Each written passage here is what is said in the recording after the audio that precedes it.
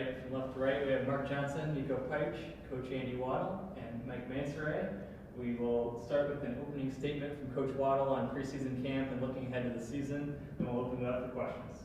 Yeah, I just think that right now there's been a lot of optimism in what we've done from the time that I got here in December until where we are right now in August. But that optimism will soon be a reality, and it's important that we are just continuing to make the most of every day, getting better each opportunity that we get to be out on the field, and excited for our kickoff August 30th at home, and then come back again the next week, Popcorn Fest, another opportunity to be at home in the first 2 weeks of the season. So really excited about where we're at, and looking forward to what the season will bring. Coach Waddle, Alex Burr from the Times. I just wanted to ask, real simply, how's the first training camp going? Yeah, I came from, smaller college level where you didn't have quite as much access to the players over the summer. The NCAA rules have, allowed us to have 2 hours a week, which was nice. We had a lot of guys that took advantage of that opportunity in the summer. We had a bunch of guys that were here that were training, and I think that we got better in that stint in the summer. We came into camp. We have a little bit more time, so it's been fun for me to get out and have that extra time, be able to spend the time with I think what is really a high quality group of people. I'm optimistic that we're going to be able to win football games, but I'm even more optimistic about the type of people that are attracted to Valpo, and the type of people that we have in our program. And so these guys are an example of that. I couldn't ask for guys that are more passionate about football than what these three guys are, and but not just passionate about football, passionate about doing things the right way and being great citizens and leaders, and looking forward to the season. But camp has gone good. Paul Lauren from the Victory Bell. You named the two guys on your right captains this morning. Or, it was announced this morning, maybe you did it earlier, but what is it about Nico and Mark that led to that distinction from them? Well, we voted as a team, and they were the highest two vote getters. And there were other guys that also received votes. Mike was one of those guys who received a lot of votes. But when I looked at the way the breakdown of the votes came, it made sense to me that these guys would be the two guys that would represent the team all year long, and then we'd each week we'd add one or two captains to that week's game prep. But I just think Nico is a really tough guy. Plays on the offensive line. You can tell that he really cares about Valpo and the team, and I think he is not afraid to have a voice, but he also leads by example. I think that the guys saw that in him. Mark, vocal guy defensively, been a returning starter for us. Nico also a returning starter. Vocal guy defensively, in a unit that I think kind of lost a lot of the guys from last year's team. You look, almost the whole front seven is gone. Mark's in the back end, and him and Lindino are back as guys that started games. But Mark has been awesome from the jump of getting here. One of the first guys that I got the opportunity to meet, and has just kind of been an all-in guy. And I saw that in him, but obviously his teammates saw it in him as well. And I think that they picked two great guys. Definitely. And to kind of play off of that, I want to ask Nico and Mark, what does it mean for you two to get selected as captains? I'll start. It's an honor and a blessing. I think it's one of the first things I told Coach when he told me I'm a captain. Is I felt really blessed to be picked as a captain. Being picked by your teammates and knowing that they have the confidence in you to be a leader for a team is a surreal moment to just be a part of. So it's something that, you know, you dream of your whole life, playing football, and yeah, it's an honor. Yeah, I mean, piggybacking off of that, I mean, it is a really great honor. Gives me the opportunity to represent my family in a great way, show that how I was raised right, and I'm really blessed with the opportunity to lead these men because I believe we have a great group of guys that really care, and I think that we'll be able to really do some great things with the guys that are buying it. So, Michael, you are an old guy on the team, right? How do you relate to these 18-year-old kids that are coming in fresh out of high school when you've been in college for some time? I mean, yeah, I'm old, but but I mean, it doesn't feel like that was too long ago for me, you know. I remember 2020, I came in at the University of South Dakota, and I was 18 just like them, and we were in quarantine and all this different kind of stuff, you know. You're just 18 trying to figure out really how college football works and how to really just how you want to be great and how you would go about things, you know. So, I mean, I relate to them. I talk to them a lot, especially those younger guys, you know, because I know how big it is to have an older guy to come talk to you, give you advice. Maybe if it comes down to it, they ask, hey, like, when you're my age, what's something that you would tell your old self? You know what I'm saying? So just being able to be there for him, really like that. Mike is experienced, and he attacks the game with a veteran's experience. You know, he's very good about like knowledge of assignment and doing what he's supposed to do from that standpoint. But he's also a fun guy to be around, and so you see those moments of like, you know, youthful energy still coming from Uncle Mike. So, we had a joke the other day, and I asked him if he had any siblings, and he did, and he said, "You have any nieces or nephews?" And he has a young one, and I said, "All right, Uncle Mike seems like it's fitting." So. It should stick, right? Yeah. So, this is another question about the captaincy, but specifically for Nico. And I want to ask if, because I know you're a local guy, Crown Point, I want to ask if that means anything to you, you know, getting to do that so close to home. Yeah, it definitely means a lot. I mean, staying in Northwest Indiana, at first when I was a freshman, you know, everyone wants to go somewhere far away from home, but I ended up staying home, and it was probably the best decision I ever made, was being close to home. I mean, Valpo is a special place, and being able to represent Northwest Indiana, where I grew up at Valpo, is something, like, again, you dream of, being at your home, in your home, and being able to represent it the best way you can. So it's definitely special. Mark, you're kind of an outlier in that you came in as a freshman and played a normal season, whereas a lot of guys will play 4 games, redshirt, whatever. You're like a true junior. I don't know how many of those are on your roster.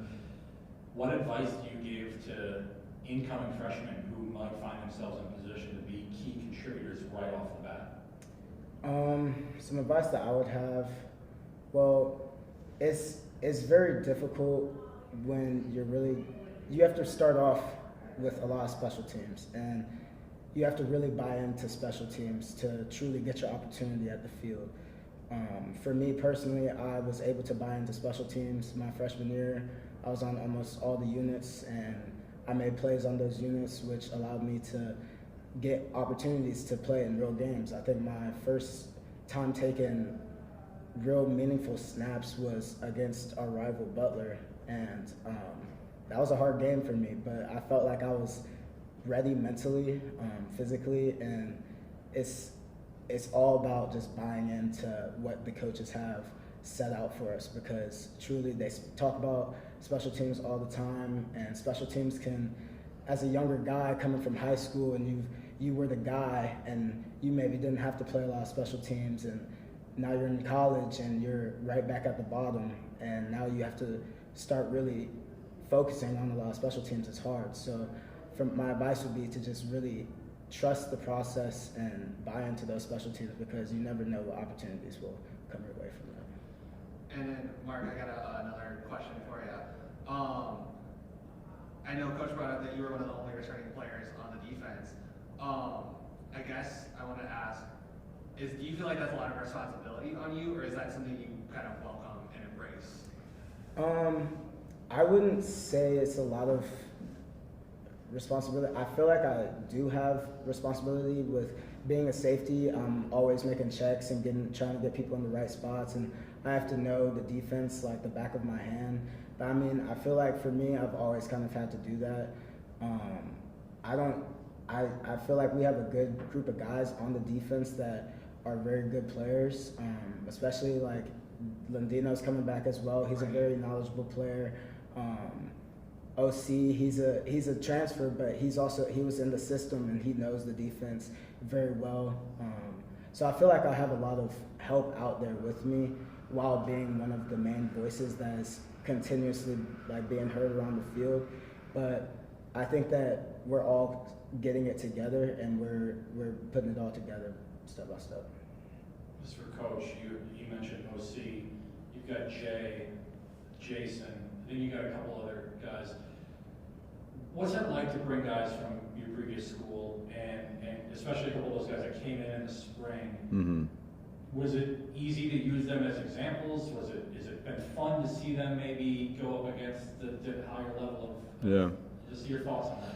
Yeah, so it's interesting. I really purposefully didn't really attack the Marietta team to try to bring them here. I devoted so much time and effort into that team that I wanted to continue to see them thrive. But the four guys that are on our team were guys that when we left. We're kind of like, hey, we were there for, what you were doing, what your offensive and defensive staff were doing, but with you guys being gone, we're kind of going to probably look into the transfer portal. We thought that those guys fit some of our needs that we had here, and so we were able to bring them in.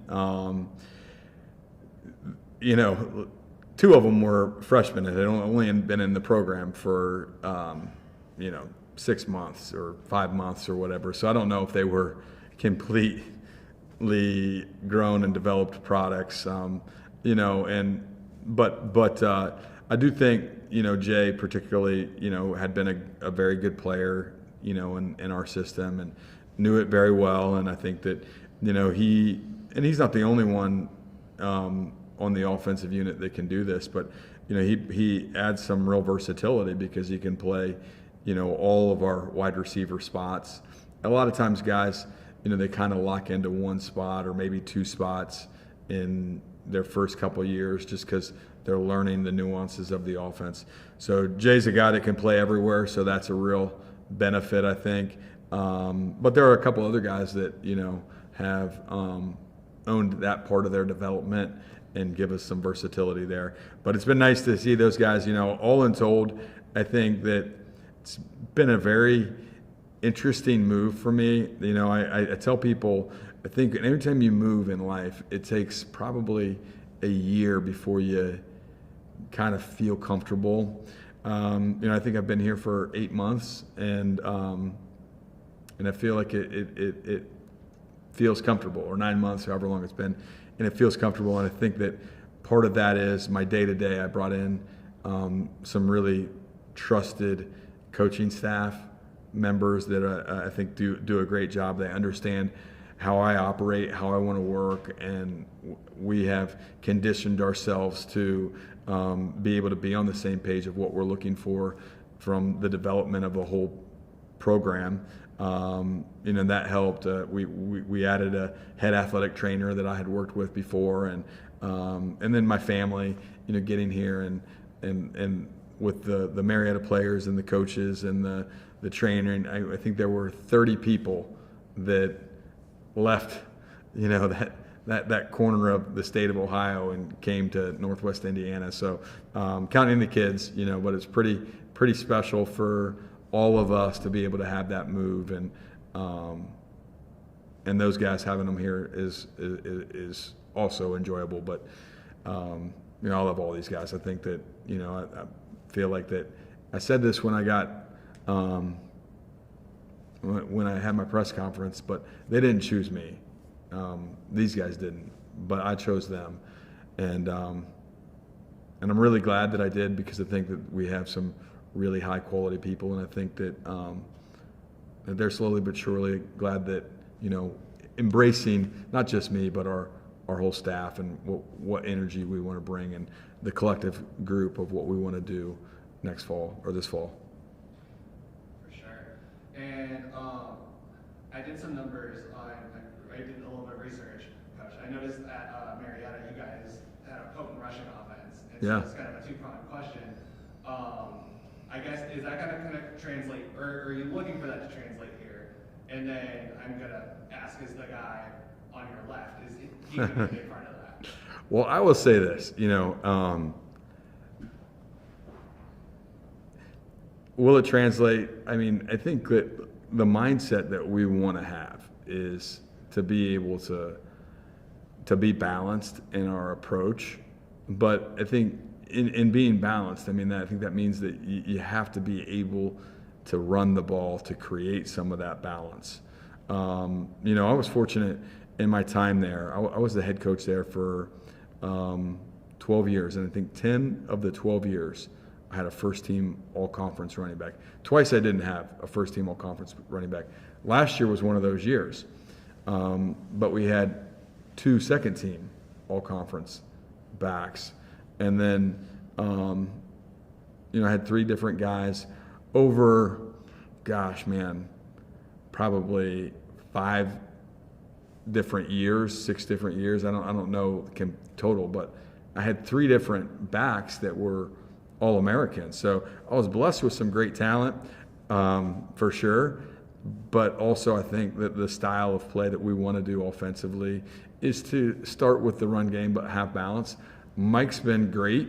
You know, I think he is somebody who sees the run game very well. He's also stout and strong, and I think has some durability, which are all things that I think you have to be a productive back. And I expect him to be a huge part of our offense, and I hope we have another All-American, you know, so we keep ringing them up. Mike, I want to ask, I made that crap about you being old earlier. You're not the oldest guy in the running back. You got a new guy, McNeely. Just what is that like to have another big, you know, transfer from a bigger school coming in here? How have you guys bonded in the short time you guys have gotten to know each other? Oh yeah, we bonded very, very well. He's a very cool dude, just as a person himself, you know. Football aside, you know, I get along with him. I like talking to him. He's from Cali. He played at Wyoming, and I, you know, got to know him that way. He's also a good back as well too. So, you know, both of us will work together and make this thing roll. There's a lot of different ways to play offensive football, and you know, sometimes you can play 4 tight ends and 1 running back and a quarterback. Sometimes you can play 4 wide receivers and 1 running back. Sometimes you can play multiple backs, multiple tight ends, you know, multiple different looks. You know, for us, we're going to do whatever we can to kind of stay in the mindset of what we are in our offense and not totally change our offense. But within the offensive structure, there's the ability to do some things and play multiple different backs at one time, or different tight ends at one time, or get different looks. And we'll do what we can to put the best, you know, 11 for that down and that distance and that opportunity on the field. And I think that having one guy is important, but having a few different options is also important, because it's a long season, and going to be a lot of carries out there. Nico, is that music to your ears, knowing that there's maybe a commitment to churn up the field with some rushing here? Oh yeah. You know, as an O-lineman, you want to run the ball always. Get your nose on someone and drive them down the field. So you gotta love to hear that. Having a guy like Mike behind us it really opens you up as well. I mean, knowing how special he could be with the ball. You know, we could break a run at any time. So it's definitely music to my ears. I love running the ball. And then, Mark, I want to ask, running the ball clock moving, sustained drives, maybe a bit of a break on defense. How nice is it to maybe have that in mind? Yeah, it's definitely pretty nice.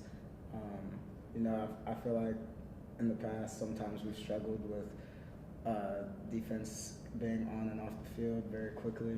So I feel like this year we should be able to run the ball a lot more physically and be more aggressive with our offensive approach. I feel like our staff has done a great job in practice with that as well. I've definitely seen a lot of improvement coming from last season, so I'm definitely excited. But we're ready to see what happens. So There's a time to throw the ball for sure. And I don't want to, we have to have some balance. But I told the running back specifically the other day that, like, as an offense, I think that the most important thing that the average fan thinks is how many points you score. And I think that they're going to equate that to a good offense. But the reality, the most important thing that an offense does is control the game. And if that means that we have to go score fast because it's a right before the half, or if it's right at the end of the game, whatever those situations, that we need to be able to do that. But there are certainly situations where, scoring isn't always the best play, right? Usually it's the best play, but controlling the game is really important. And I think that the best offenses that are able to control the game, it goes right back to being able to run the ball. And you look, the Eagles win the Super Bowl, they're passing the ball, they're creating balance, but there's certainly a good run game there. And I think, look at Ohio State, and they win, the Division I FBS national championship, and they were certainly, committed to being able to run the ball with balance as well. And so we want to have balance but also the ability to run.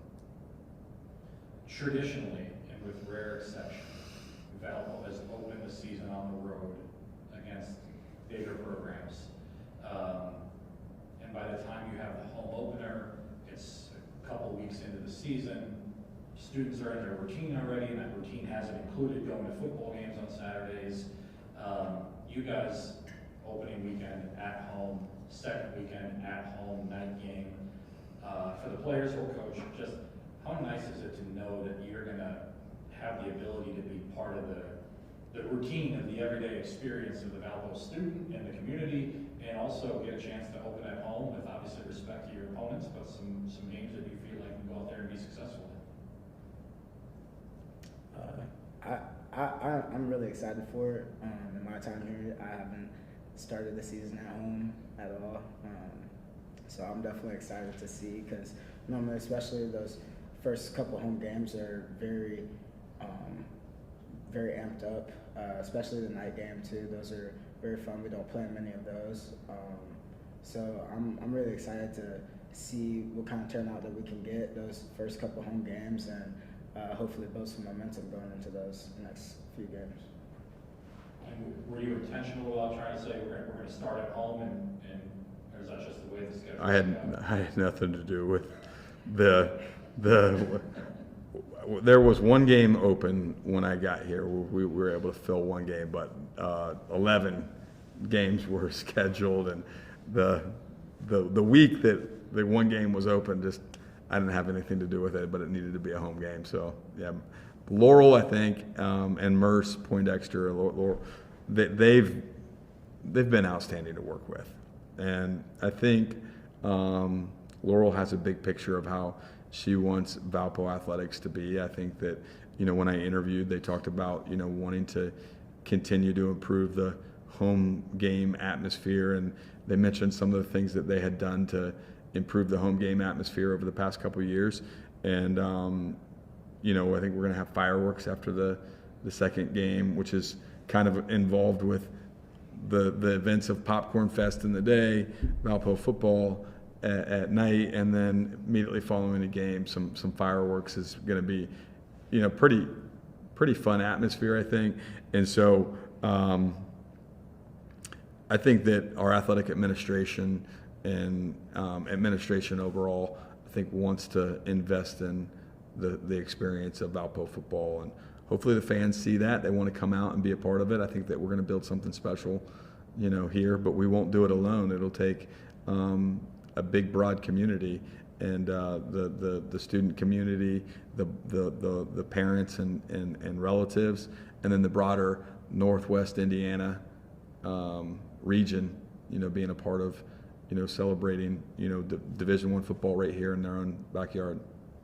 Nico, I'll end with this. I think you added Cam from Valpo High over in this freshman class, and there's a few other guys from the region on the team. What's the trash talk like in the locker room between, I know Point's kind of sitting pretty tall right now. Probably don't need to say much. Yeah, not much to say. I think it's done on the field and in the DAC with the Bulldogs. So, Is it fun getting a chance to play with guys that you competed against in the past? yeah, oh for sure, yeah. And then obviously when we're playing, like you said, the trash talk, you always gotta throw in a little jab in there every now and then, let them know where you come from.